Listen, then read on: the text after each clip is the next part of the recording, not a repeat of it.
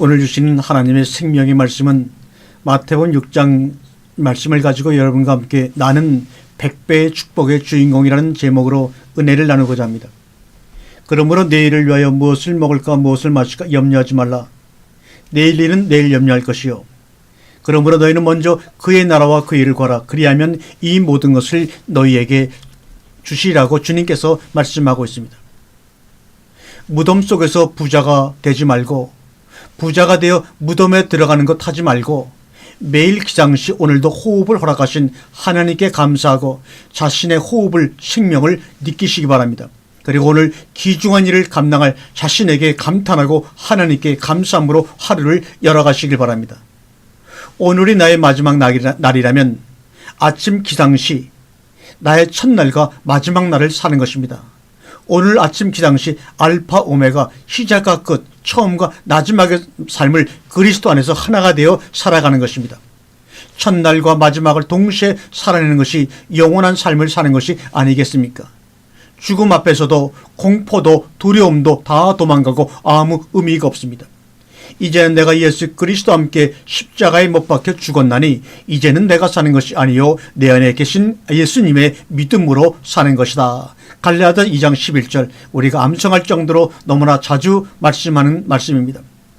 한정된 인생을 살아가는데 남의 인생을 따라가지 말고 직관즉 마음의 소리를 따라 살아가라. 생명의 소리, 말씀의 소리를 따라 살아가라. 이것이 진정한 용기이며 능력입니다. 그럴 때 여유로움과 유연성과 탄력성 있는 마음가짐이 우리의 삶을 유연하게 인도해 나갈 것입니다. 인생들은 누구나 성경에서 말씀하신 대로 30배, 60배, 100배 축복을 받기 원하며 소원하며 애를 쓰고 신앙생활을 한다고 합니다. 그러다 보니 나의 환경이 길가냐 돌짝밭이냐 가시떨기밭이냐 옥토냐를 따질 수밖에 없고 운명과 팔자를 논하는 것을 뭐라 말하기도 그렇습니다. 그렇다고 그것이 옳다고 말하고자 하는 것은 절대로 아닙니다. 내 환경이 그러니 어떻게 하면 토양을 바꿔볼까 하고 거기에 온 신경을 쓰면서 살아가지만 그렇다고 원하는 만큼 복을 누리는 것이 아님을 이 시대까지 살아보니까 경험되어집니다. 현대 우리네 농부들처럼 영농기계로 밭을 다듬고 비료를 주고 잡초가 많이 나오면 비닐을 넣고 모종을 심으면 토양의 문제를 해결할 수가 있습니다. 다시 말하면 이런 부분들은 능히 인간의 힘으로 가능하다는 것입니다. 옛날처럼 모든 것을 사람의 손으로 하던 때와 비교해보면 엄청 농사짓기가 쉬워진 것입니다. 그러나 정녕 중요한 문제는 뿌린다는 데 있습니다. 이것이 이 땅에서 하늘나라가 이루어져가는 모습입니다. 어떤 농부가 자기 씨앗이 길가, 돌짝, 가시덤불에 떨어지기 원해서 거기에다 뿌리는 사람이 어디에 있습니까? 아무도 없습니다. 그런데도 성경은 그러한 밭의 얘기를 우리에게 하고 있는 이유가 무엇일까요? 여기서 원하지 않는 곳에 씨앗이 떨어지는 가장 큰 원인은 무엇일까요? 농부가 그렇게 했을까요? 다른 사람이 떨어진 씨앗을 땅을 파갖고 꺼내서 다른 데 옮겨 심었을까요? 아닙니다. 가장 큰 원인은 우리 인간의 의지와는 상관없습니다. 여러분은 노력과 상관없이 그 씨를 뿌리는 그 시점에 바람의 세기와 풍향의 좌우가 되는 것입니다. 농부의 의지도 이 경우에는 크게 소용이 없습니다. 여기서는 씨앗들이 멀리 날아간다는 데서 문제가 발생된 것입니다. 농부가 길가, 돌짝밭, 가시덤불 가까운 곳에 씨앗을 뿌리겠는가 이 말입니다. 고르고 돌을 골라내어 가장 좋은 땅에 뿌리러 왔는데 날아갔다는 것입니다. 인생에서 아무리 노력하고 생각을 해도 우리 힘으로 어쩔 수 없는 부분은 항상 존재한다는 것입니다. 그러나 그것은 보거나 만지거나 들을 수 없게 갑자기 들이닥치기 때문에 우리가 고통과 고난과 어려움을 당하는 것입니다. 그러므로 늘 자신의 처지나 생각만으로 다른 사람이나 그들의 환경을 쉽게 판단하거나 설득하려고 해서는 안 됩니다. 그리고 또 다른 문제는 우리 인간들은 절대로 100배의 축복에 만족할 수 없는 존재라는 것입니다. 여기서 모든 유혹과 탐심이 자라나는 것입니다. 혹은 백자는 100배 완전수 온전한 축복이라고도 해석하지만 과연 이 땅에 살아가는 동안 인간들의 탐심 앞에서 완전한 축복이라는 것이 과연 존재할 수 있을까요? 저는 없다고 봅니다. 여기에서 여기에 대한 성경에서 제시하는 인생의 해결책은 그러면 무엇인가? 마태복음 6장 33절과 34절에 보면 다음과 같이 나옵니다. 그런즉 너희는 먼저 그의 나라와 그의 일을 구하라. 그리하면 이 모든 것에 너희에게 더하시리라. 여기 보니까 치사하게 조건을 걸었다는 것입니다. 모든 것을 주기는 주겠는데 먼저 그의 나라와 그 일을 구하라는 것입니다. 그러므로 우의접사입니다. 연결되는 절보다 우위에 있는 절을 연결할 때 이 그러므로라는 헬라어를 씁니다. 내일 일을 위하여 염려하지 말라. 내일 일은 내일 염려할 것이, 내일이 염려할 것이요 내일은 내일이 맡아서 할 것이다. 한날의 괴로움은 그날의 족하니라. 이 모든 것을 다 받기 위해서는 하나님 내거신 조건, 즉 그의 나라와 그의 의를 구해야 할 것 같은데 그것은 도대체 어디 가서 어떻게 구하란 말이냐? 문제는 이것이죠. 이 문제를 풀 수 있는 키포인트는 바로 34절 말씀 중 그러므로에 있습니다. 그러므로는 접속사인데 헬라어 문법을 우리가 보면 우의 접속사라는 것에 해당합니다. 우의 접속사는 바로 그 말의 앞에 연결되는 절보다 그 전에 우위에 있는 절과 연결되는 접속사를 말하는 것입니다. 잘 이해를 해보셔야 합니다. 그러므로 이 문법에 맞춰서 마태복음 6장 33절과 44절을 다시 풀어보면 그런즉 너희는 먼저 그의 나라와 의를 구하라. 그러므로 내일 일을 위하여 염려하지 말라. 내일 일은 내일이 염려할 것이요 내일은 내일이 맡아서 할 것이다. 한날의 괴로움은 그날의 족하니라. 그리하면 이 모든 것을 너희에게 더하시라. 34절의 그러므로는 너희는 먼저 그의 나라와 그 일을 구하라와 연결되는 접속사입니다. 쉽게 풀어 설명하면 먼저 그의 나라와 그의 일을 구하기 위해서는 34절의 답이요 방법이라는 것입니다. 그럼 먼저 그의 나라와 그 일을 구하기 위해서 34절의 답이요 방법이라면 34절은 뭐라고 얘기합니까? 내일 일은 내일 염려하고 내일 일은 내일에게 맡기고 그날의 괴로움은 그날의 족한 줄로 아는 것, 바로 이것이 그의 나라와 그의 일을 구하는 길이요 출발점이라고 우리에게 질문을 하시고 답을 주셨습니다. 이 모든 것을 받는 출입문이 바로 뭡니까? 34절입니다.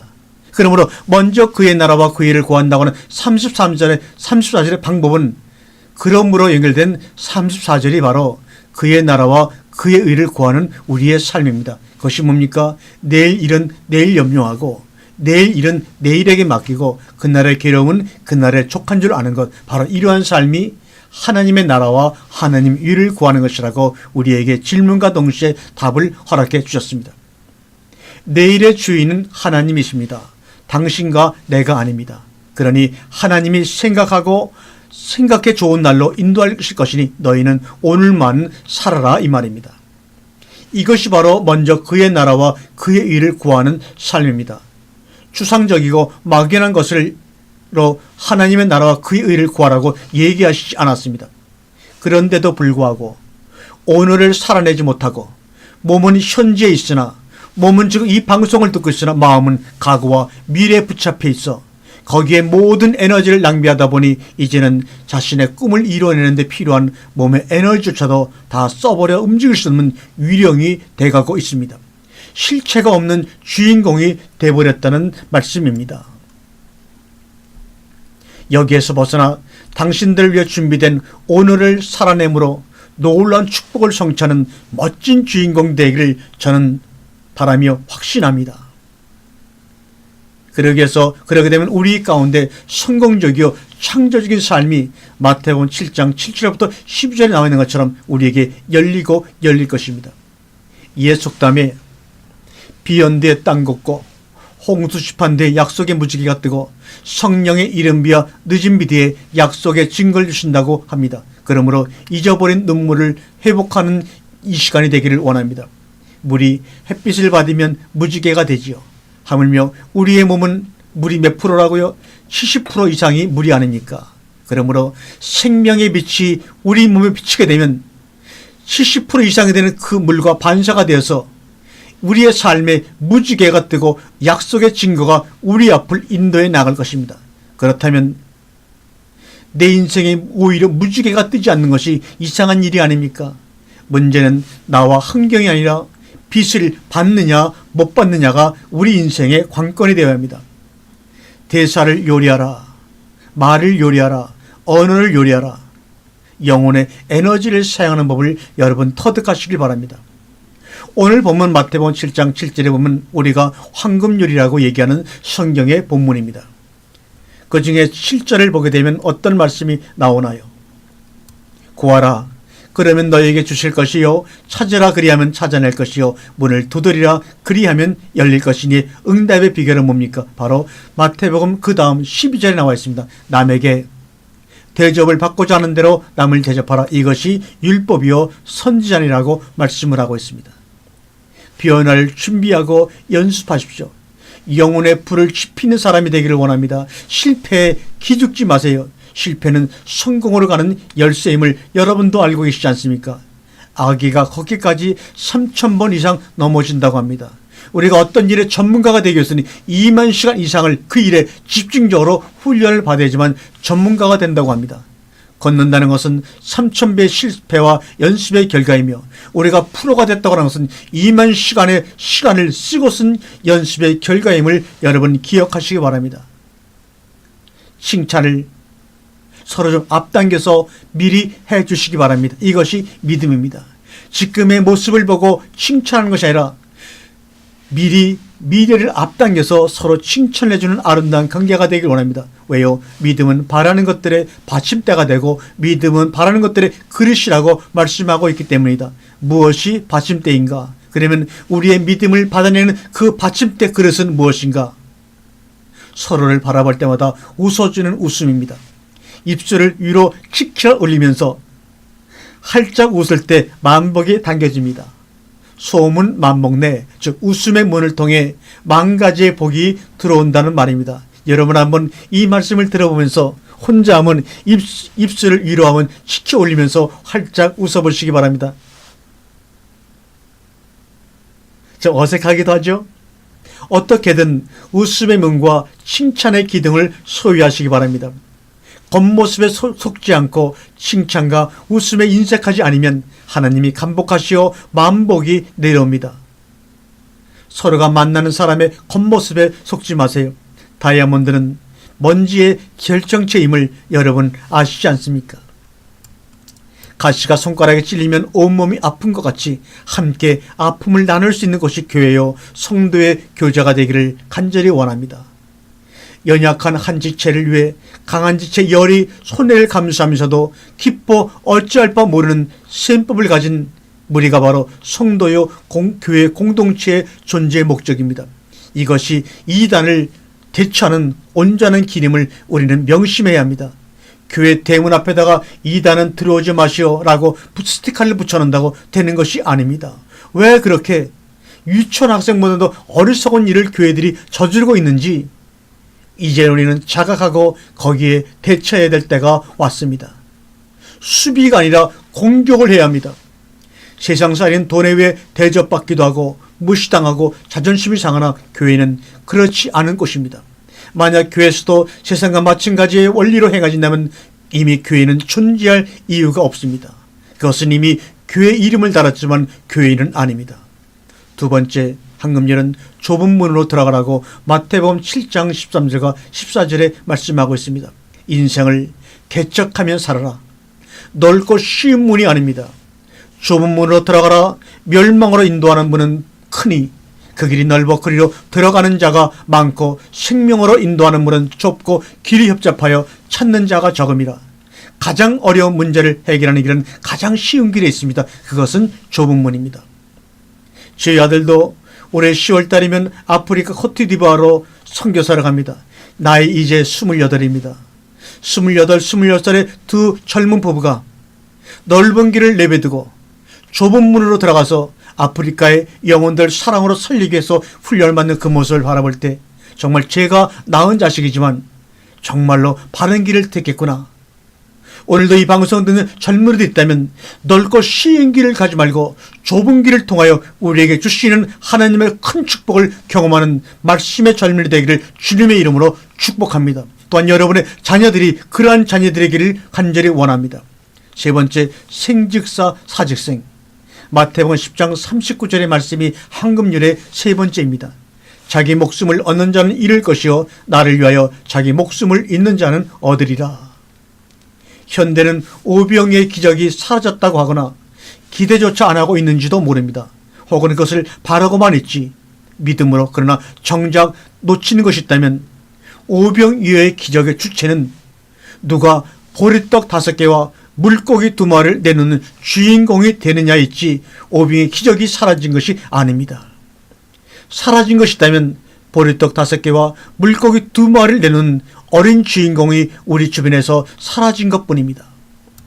그 5,000명의 무리 중에서 가장 감격을 맛보이는 공짜로 떡과 물고기를 얻어먹은 군중도 아니고 제자들도 아니고 바로 자기의 전부를 내놓았던 그 어린아이라고 주님이 저에게 말씀해 주고 계십니다.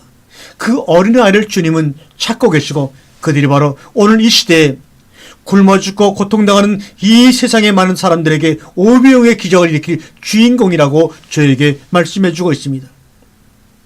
우리 여기 방송을 듣는 10명의 사람들이 아프리카에 굶어 죽어가는 100명의 사람들을 위해서 하루라도 우리가 밤을 새가면서 알바해서 그들을 모아서 그들에게 보내줄 용의가 있다면 바로 그분과 저는 오병이어의 기적을 일으키는 사람이 될 것입니다. 오병이어의 기적을 달라고 하는 어리석은 군중이 될 것이 아니라 기도할 것이 아니라 금식할 것이 아니라 주여 내가 오병이어의 기적을 일으키는 어린아이가 되어서 나의 보리떡 5개와 물고기를 내놓으니 이것을 받으소서. 그것이 재능, 물질, 시간, 땀, 눈물일지라도 그것이 여러분의 중보 기도일지라도 주님은 그것을 종자 삼아 축복하시고 감격하시어 지금도 오병이어의 기적을 우리에게 행하기를 원하십니다. 황금률의 네 번째는 마태복음 5장 41절의 말씀대로 오리를 가고자 하면 10리를 가라. 1000걸음을 가고자 하면 2000걸음을 가라. 끌려다니는 인생이 아니라 끌고 가는 인생이 되라. 오리의 삶은 의미의 삶입니다. 그 결과 오리를 가면서도 많은 스트레스가 발생하고 있습니다. 그것은 뭡니까? 자신과 가족만을 위한 삶, 그 의미의 삶을 벗어나서 심리의 삶은 스스로 자원하는 삶입니다. 그 결과 기쁨과 보람이 충만하게 우리에게 보상을 내줍니다. 왜 우리는 결국 할 것을 다 하면서도 불평하고 인상 쓰면서 절망해 하는가? 그렇다고 안 하고 비켜갈 재주도 전혀 없으면서 말입니다. 성령께서 우리의 연약함을 도우셔서 우리는 마땅히 빌바를 알지 못하나 오직 성령이 말할 수 없는 탄식으로 우리를 위하여 친히 간구하시는 그 음성을 듣고 바로 서는 자에게 모든 것이 합력하여 선을 이룰 수밖에 없음을 경험하는 우리 모두가 되기를 간절히 주님의 이름으로 축원합니다. 할렐루야. 아멘.